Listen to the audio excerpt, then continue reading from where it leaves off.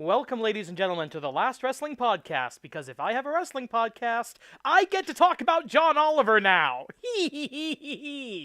Okay, last week, on Last Week Tonight, John Oliver, wonderful comedian that he is, decided to absolutely tear WWE a new asshole, and it was glorious.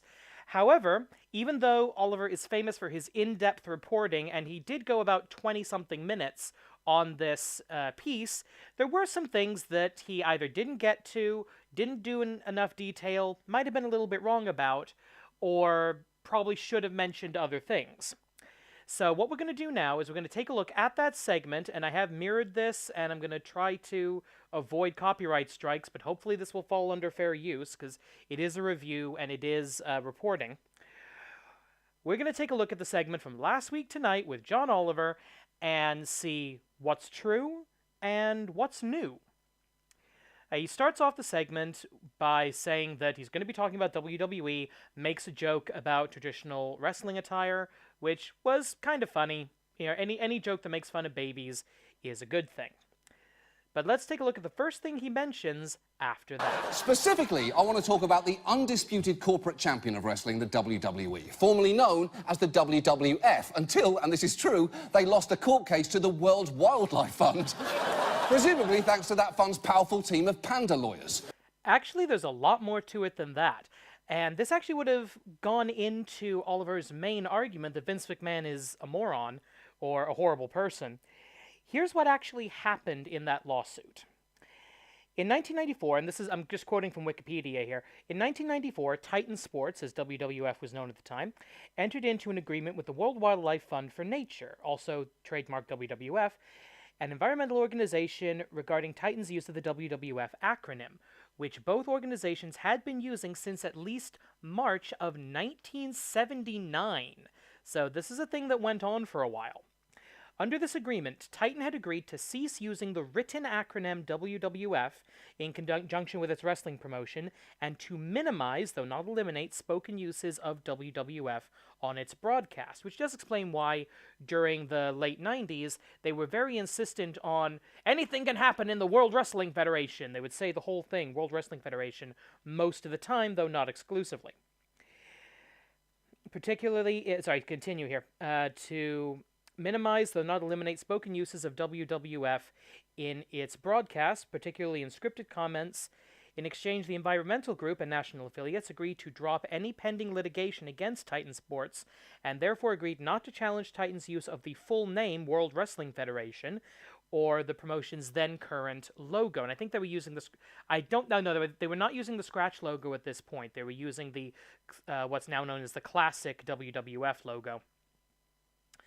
And this actually makes sense, because no one's going to confuse World Wildlife Fund and World Wrestling Federation, but they are going to confuse WWF and WWF.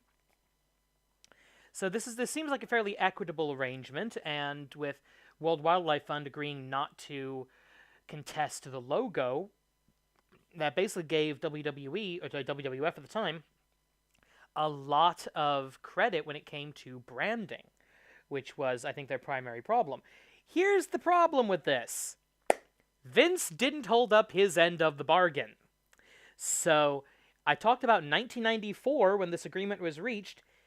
It was 2000 when and back to Wikipedia, in 2000, the World Wildlife Fund for Nature sued World Wrestling Federation Entertainment Incorporated, try saying that 5 times fast, in the United Kingdom, alleging various violations of the 1994 agreement.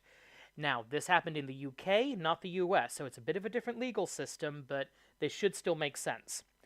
The Court of Appeal agreed that the promotion company had violated the 1994 agreement, particularly in regards to merchandising. In other words, that they kept using the WWF name, the nickname, on their merchandising, which they did. They also changed the logo to the scratch logo that Oliver shows in the clip, but that's not the logo that they agreed to not use, or not contest. So, in other words, WWE got its ass kicked in the UK, which does have stricter copyright laws, or different copyright laws, than the United States. Mainly because Vince McMahon decided he didn't have to do what his lawyers told him he had to do, which would have fed into Oliver's thesis statement that Vince is a terrible person. Oliver then tries to establish his bona fides as a wrestling fan by citing famous moments. Jake the Snake Roberts and Macho Man Randy Savage, Austin with the beer truck, Strowman and Big Show breaking the ring, not mentioning that Big Show and Lesnar had done the same thing a few years prior, and Kurt Angle with the milk truck as well. I believe that John Oliver is at least a casual wrestling fan. That's not why I like wrestling. I like wrestling because of the storytelling, because of the potential for long-form storytelling, but to each his own. But then there was this. Oh my God, here we go! Oh my God, what's gonna happen? Oh my God! Oh my God! Oh my God! Everything about that is fantastic. But my favourite part is, after the table was lit on fire, the commentator asking, what's gonna happen? What was he expecting to happen? You know what's really funny about that clip? The commentator in question was Joey Styles of ECW fame. He knew exactly what was gonna happen. That was almost certainly a fed line to him. Fed to him by Vince McMahon. Again, if we're going to make the story here about how Vince is a terrible person, then maybe you should point out that he produces his commentators to say some really, really stupid stuff. Minor quibble, not a big deal. Oliver then explains to the audience just how big WWE is, with some focus on WWE Studios and some of the crap movies they've made. But then things get interesting, because then we start talking about the money, honey. And look, this company makes a lot of money. Last year, it generated a record $930 million in revenue. In fact, WrestleMania alone, which is taking place next Sunday, is one of the most valuable sports brands in the world, ranking higher than the World Series, which actually makes sense when you think about it. That is a correct number, $930 billion. What Oliver didn't mention was that a lot of that actually comes from their big Saudi Arabia deal that they've gotten a lot of justified and accurate criticism for in the past, including from John Oliver. So I'm kind of surprised he didn't at least mention that throwback to the previous story that he'd done about the Saudi deal after the Khashoggi murder. But yeah, I can confirm that's an accurate number. Speaking of which, I love the gasp at the end after he mentions that that WrestleMania alone makes more money than the World Series. I love New Yorkers. With the background on the company out of the way, Oliver decided now is the time to get into the not funny part of this. But the other reason that it's worth talking about the WWE is because of the prevalence of stories like these. Eddie Guerrero found dead in a Minneapolis hotel room. The World Wrestling star was just 38 years old. We have just confirmed that Randy Macho Man Savage has died. China, one of the most famous wrestlers in the 90s, has now died. She was 46 years old. Pro wrestling legend King Kong Bundy has died at the age of 61. He came here, we were in Studio A, and he lifted me almost up to the ceiling. And he'll be missed, just 61 years old. These wrestlers dying early. Hey, Kilmeade, there's an 8:30 train to Baltimore. Be under it. I mean, it's not actually wrong there, because wrestlers dying early is a troubling trend. 538 tracked the rate of deaths among WWF wrestlers, and the findings were startling. Here is the expected death rate by age group among the population as a whole. Here is the rate among former NFL players, and here is the rate among wrestlers. That is shockingly high. You'd expect that line to be labelled test pilots who lied on their resume, or zookeepers who aren't just going to let some fucking baboon screech at them like that. Hey, enough sass mouth there, buddy. Put some respect on my name. I give Oliver all the credit in the world for finding a way to make a joke out of something so horrible. But as far as I can tell, that graph is accurate, and he could have picked a dozen different stories. But with that as preface, we finally get introduced to our main character of the story. We start. You can't talk about the WWE without talking about its chairman and CEO, Vince McMahon, because he is incredibly powerful, as you can see in this actual photo he took for a fitness magazine. The magazine, Scary Grandpa Who Looks Like a Big Bumpy Hot Dog Quarterly. It was actually Muscle and Fitness magazine, but funny bit. However, that's not the craziest picture Vince has ever taken for that magazine. This is. Yeah, that's real. feast on it. Vince bought the company from his dad and has since overseen its meteoric ascent into the mainstream. Because before he came along, wrestling was splintered into fiefdoms around the country, all of which had their own broadcasts. Welcome to the special edition of World Class Championship Wrestling. Welcome to this week's edition of Mid-South Wrestling. Welcome to Mid-Atlantic Championship Wrestling. Hello again, everybody, and welcome to another exciting hour of the Universal Wrestling Federation. Look, I get wrestling is all about spectacle and pageantry, but a tuxedo, Jim? A tuxedo? Tone it down a notch. You're not at a fucking gala. Michael, as usual, no notes. You look great. Keep living your truth. Okay, one, that's Jim Ross. Greatest commentator to ever live in the wrestling business. You don't mock Jim Ross for his outfits, although admittedly the tuxedo didn't look great. But I love the idea of Michael Hayes being insulted with what is essentially a gay joke. It serves him right. But all in all, that was a good little summary of the history of wrestling as far as the territory days goes, considering that literally whole books have been written on the subject, and I own several of them. Pretty good job given the time constraints. Well done. And it's impossible to overstate just how involved Vince is. He's not just CEO. He oversees storylines, scripts, everything, even playing a fictionalized version of himself as the show's overarching villain. Although his choices of how to dramatize that have been pretty questionable, whether it's him forcing female wrestlers to strip, or beating up his supposed illegitimate son, Hornswoggle, or dropping the ultimate racial slur as part of a comedic skit. But while the character Vince is an arsehole, it's important to know that the real Vince is also an arsehole. Ladies and gentlemen, our thesis statement for the evening. And by the way, all of that was true. None of those clips are taken out of context. In fact, it could have been a whole lot worse, because that scene where he's forcing Trish Stratus to strip down, that's also the scene where he makes her get down on her knees and bark like a dog. They chose not to do that. WWE should send them a thank you note. And many fans legitimately hate him because while the WWE has made him a billionaire, many wrestlers say he's treated them terribly. Just listen to Bret Hitman Hart, one of the biggest wrestlers of all time, speaking about his former boss. And this is where I'm going to defend WWE and criticize John Oliver a little bit. Not criticizing the idea that Vince McMahon is an asshole. He is. Not going to criticize the fact that a lot of fans hate him. I'm one of them. And I'm not going to quibble over the fact that Bret Hart is one of the greatest of all time, because he is. You could argue about how well his title reigns drew or didn't draw, but he's one of the best wrestlers certainly of his generation. What I am going to quibble about is the fact that at no point in this piece does Oliver mention the Montreal Screwjob, or how badly Bret fell out with Vince before the death of Owen Hart. He does mention the death of Owen, but the Montreal Screwjob thing does kind of go to Hart's credibility. Now, part of me is happy about this because as a wrestling fan, I'm tired of rehashing the Montreal Screwjob, but on the other hand, it does kind of hurt Oliver's argument because it's kind of a major thing to leave out.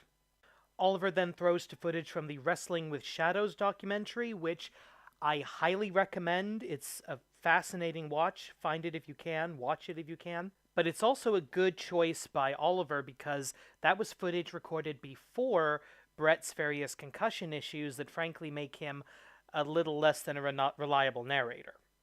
Now it's time for a bombshell that even I don't believe Vince actually gets away with. While you might reasonably think that the wrestlers employed by him are his employees, they're actually not. They're merely independent contractors. Which, as former wrestler Jesse Ventura pointed out on Howard Stern, is just insane. How are they self-employed when you're signed exclusively? Right. You can't work for nobody else. It's a monopoly. Yeah. They tell you when and where you'll work. They tell you who you'll work. They can totally control your life. And you're an independent contractor. And yet they call you an independent contractor. How has the government allowed them to get away with that for 35 to 40 years? Excellent question. Here's how. 1, wrestling is considered a dirty industry, so nobody was paying too much attention. And 2, before Vince started handing out guaranteed contracts and started handing out contracts, period, people did work on a handshake agreement. And it was a case of you hire a wrestler for a show, and then you hire a wrestler for another show, and then you hire the wrestler for another show, or you say, hey, I've got this string of shows, would you mind working all of them? So, okay, sure, shake hands, agree to terms, off you go. They really were independent contractors, and on the independent level, everybody who isn't WWE and sometimes New Japan, or at least some of the Japanese talent in New Japan, they're still independent contractors everywhere except for Vince. TNA doesn't do exclusive contracts anymore. Ring of Honor, doesn't really do exclusive contracts as far as I know, because I have seen Ring of Honor talent show up on other shows. Shikara sure as hell doesn't. So yeah, they're independent contractors everywhere except for Vince. A couple jokes about funny gimmicks from the New Generation era later, we get to why this matters. Independent contractors. Wrestlers are exempt from most discrimination and occupational safety laws. They also don't get paid annual leave, pensions, or health insurance. And I would argue that, when you look at the Department of Labour and the IRS's specific criteria for independent contractors, it's a complete joke to think that they apply to Vince's wrestlers. For instance, the IRS states that independent contractors should be free to work when and for whom they choose. Well, Vince's wrestlers sign exclusive contracts, so that's complete bullshit. The guidelines also say that someone's probably not an independent contractor if the success or continuation of a business depends to an appreciable degree on the services they provide. Now, I guess the question there is, are wrestlers essential to World Wrestling Entertainment? Yes. In fact, if I might quote the company's own website, WWE performers are the company's greatest asset. Without our performers, WWE would not exist. I was actually not aware of that quote on the website. I'm gonna go see right now if that's still up there. Yeah, it's still there. I just looked at it. This is at corporate.wwe.com/whoweare/talent, and it's exactly what Oliver showed on the screen there. And here's the thing, that quote, WWE's top priority is the health and wellness of our superstars. WWE performers are the company's greatest asset. Without our performers, WWE would not exist. That's right under the Talent Wellness Program Summary headline. I am genuinely shocked that that hasn't been scrubbed from the website since this program aired. Now it's time for the U-word. Back in 1986, Ventura actually tried to unionize wrestlers, which could have dramatically improved their working conditions, but McMahon stamped it out hard. Yeah, there's a lot more to that story, and it doesn't make Jesse Ventura look very good. This comes from an episode of the Stone Cold Steve Austin podcast that Ventura was on a few years ago, 2016, I believe. And this is a transcript thanks to the people at 411mania.com on Vince McMahon fighting unionization, and this is Ventura speaking. Quote, "It was WrestleMania 2. 2 weeks before it, all the publicity had gone out, the advantage was ours. See, Jesse Ventura studies business. Sidebar, don't talk about yourself in the third person, dude. Nobody looks cool, not even The Rock doing that." Continuing the quote, "The advantage was ours. I stood, I waited, so there weren't any agents around. I stood up in the dressing room and I gave a speech to the boys, and this was at the time we were still battling Charlotte, parenthetical, this refers to North Carolina Jim Crockett Promotions." Continuing the quote, "And I said, if we go together and simply tell the media we are not wrestling unless union negotiators by federal law come in and give us the opportunity to unionize, and I said, guys, the people that turn on the lights in these buildings are union. I said they have to do it by law. It's in our favor, then, if we engage the Charlotte guys to do the same thing, we can have a union in wrestling." I gave this big speech. I left it there. I went home. The next night, I got a phone call from Vince, who basically threatened to fire me if I ever brought it up again, and read me the riot act. And then I did WrestleMania 2, and immediately left and did Predator, and was now a member of the Screen Actors Guild. My union, that I get retirement from now, healthcare from, all that from. And so, when I came back, I told Vince point blank, "Vince, I won't ever bring up union again." And I said, if these guys are too stupid to fight for their rights, I have my union now. I'm a member of the Screen Actors Guild. I get healthcare, I get retirement, I get everything from them. I'll pay my union dues. End of quote. So, don't make Ventura out to be a hero here. He isn't. He was just out for himself, and once he got his, screw everybody else. No wonder the guy turned out to be a conservative. All right. Yeah, so there is no union in wrestling because the corporate overlords decided there shouldn't be. Gee, I wonder why management would think that a union would be a bad idea. Huh. And look, and the lack of a union to advocate for wrestlers means that Vince gets to call all the shots, because while literally every major sports league has an off-season for athletes to recover, the WWE works its wrestlers year-round, multiple times a week, both on TV and in untelevised so-called house shows. And big stars may be able to command big money for that, but not every wrestler is a big star. Yeah, while people like John Cena and even The Miz will make 6-7 figures a year, you know, the EC3s and the Shining Stars of the world are making nowhere near that amount. Most wrestlers do not get rich wrestling, even when they work for WWE. And whenever we've gotten glimpses of wrestlers' contracts, they contain some astonishing clauses. One says if a wrestler is unable to wrestle for as little as 6 weeks because of an injury, the company can terminate their contract, while another releases the company from all liability for damage resulting in permanent injury or death, even if caused by its own negligence.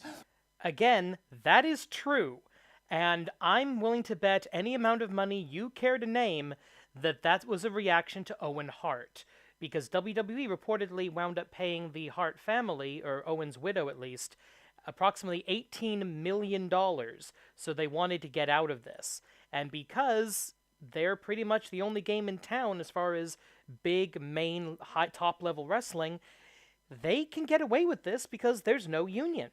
Oliver's completely correct about all of this.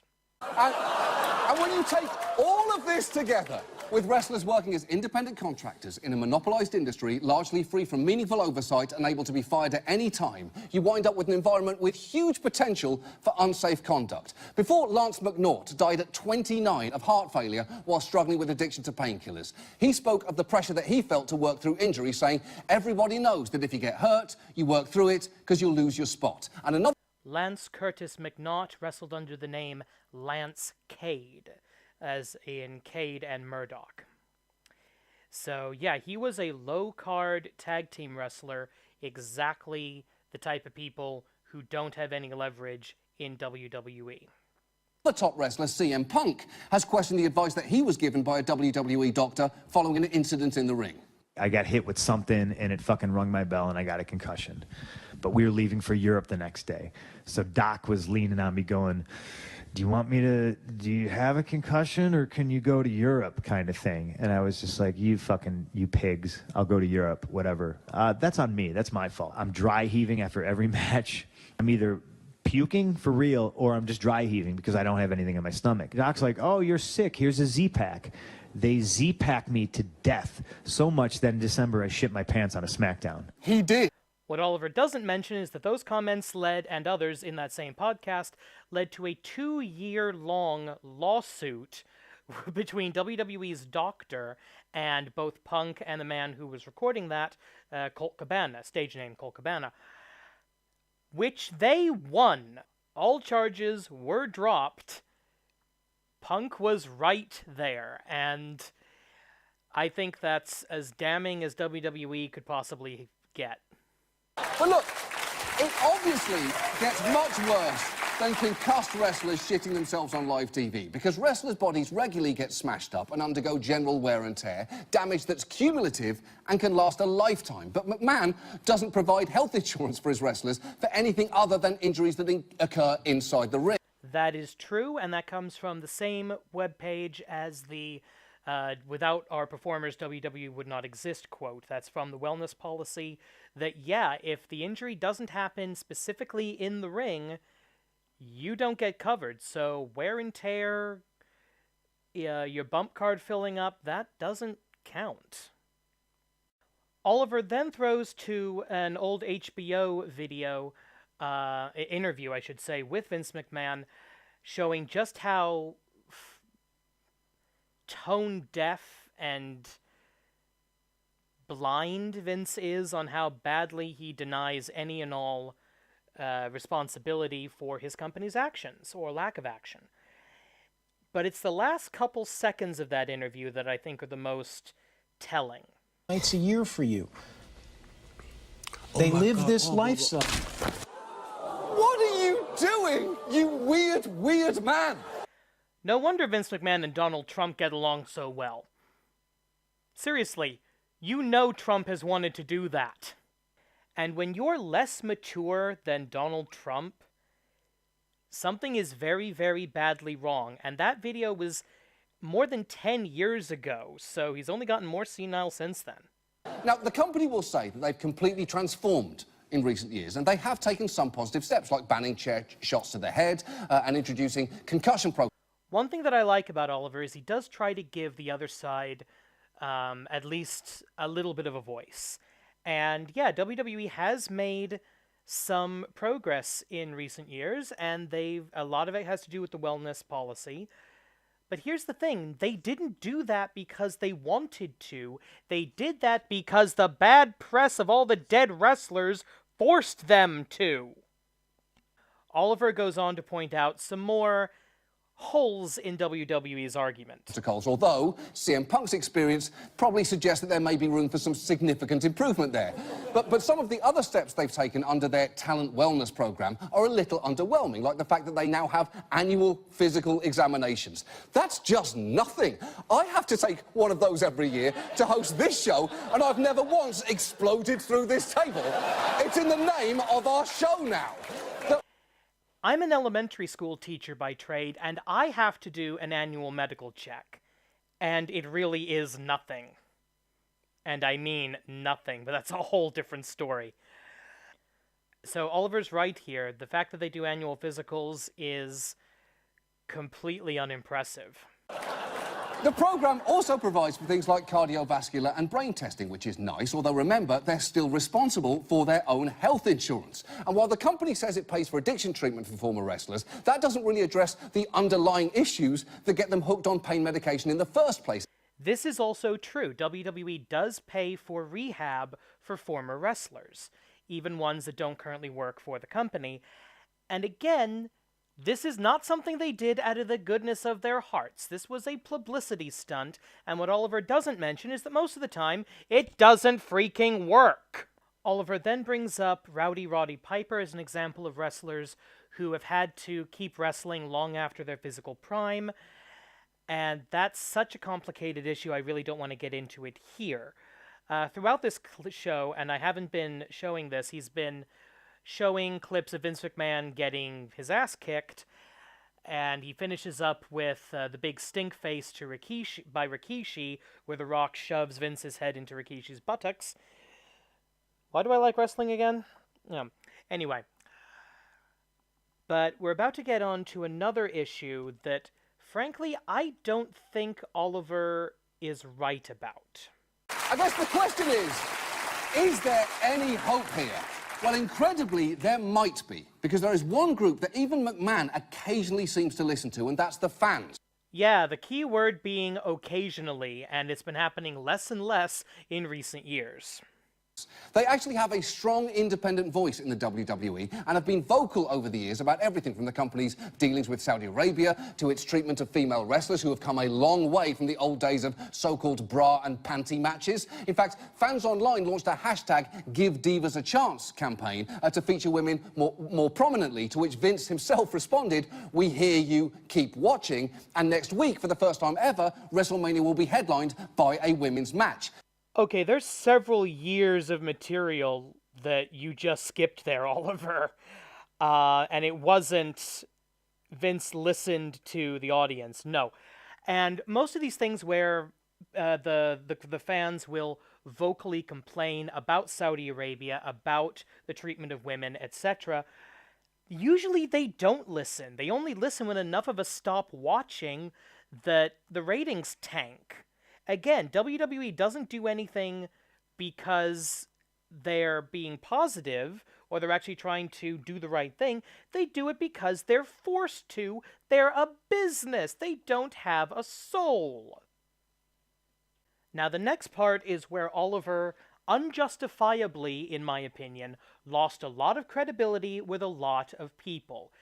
After citing Roman Reigns as a case of the fans making their opinion known, which, by the way, is not an example you want to cite if you want to talk about Vince listening to the fans, because he didn't. He doubled, tripled, quadrupled, quintupled down on Roman as the next top star, no matter how much the fans booed him.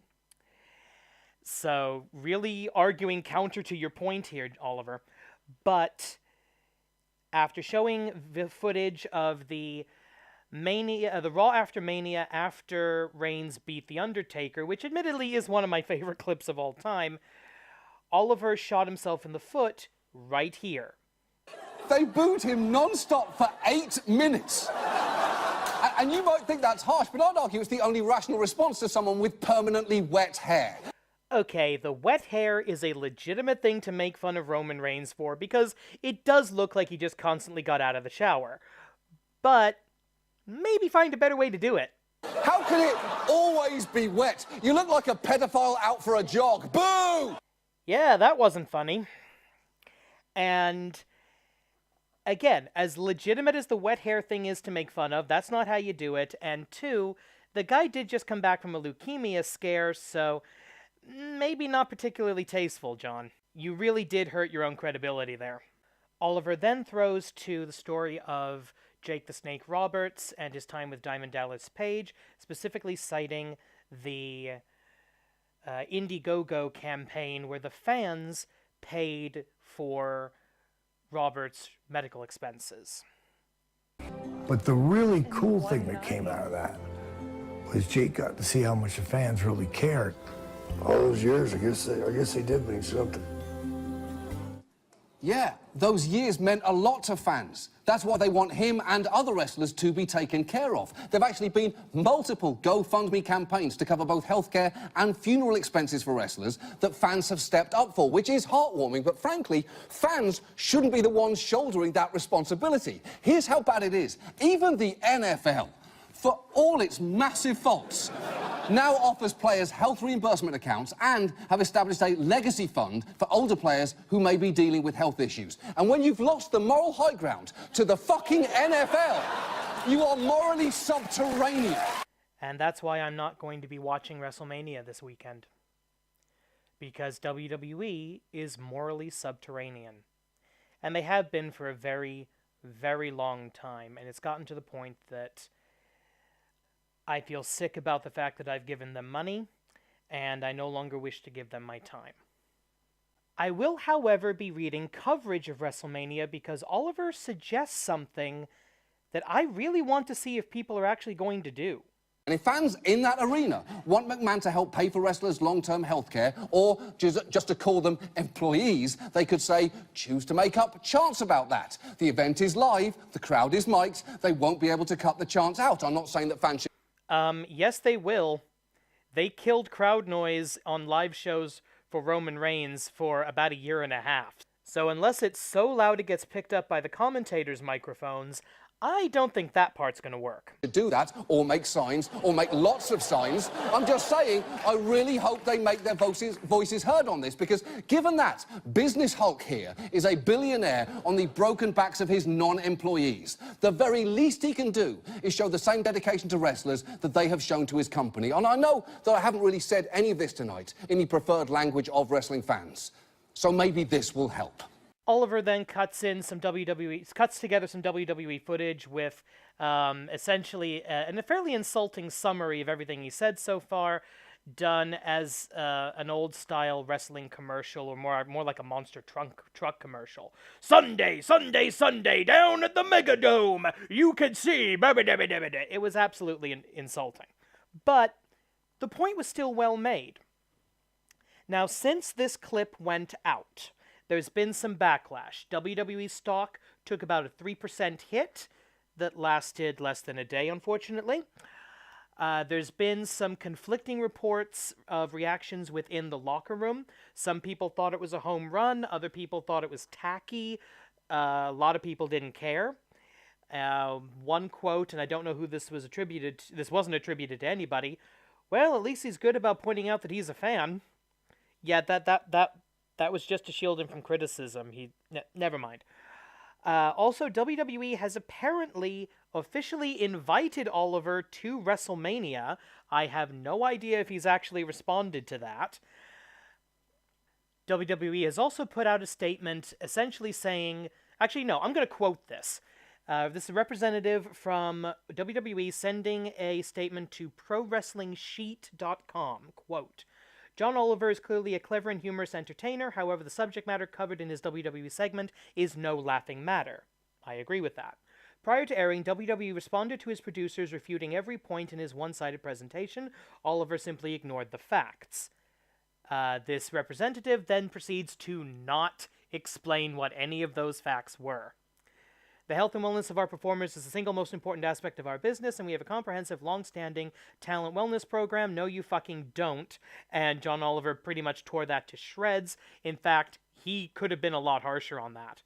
We invite John Oliver to attend WrestleMania this Sunday to learn more about our company. I hope he doesn't go. This is getting crazy. So, my final thoughts. Aside from the Roman Reigns pedophile joke, this was a very well done segment. Oliver did come across as knowledgeable about the subject matter. How much of that was him, how much of that was his research team, I don't know, nor do I particularly care. He brought up a lot of good points. He refuted a lot of WWE's arguments very well, including some of their own quotes. And he managed to take material that... The one thing I do agree with the official WWE statement is no laughing matter. He managed to actually make it pretty funny. Most of that was showing clips of Vince McMahon getting his ass kicked by everybody from Austin to Rock to Michaels to Rikishi. So, this has gotten some publicity. This has started something. Oliver has a huge platform.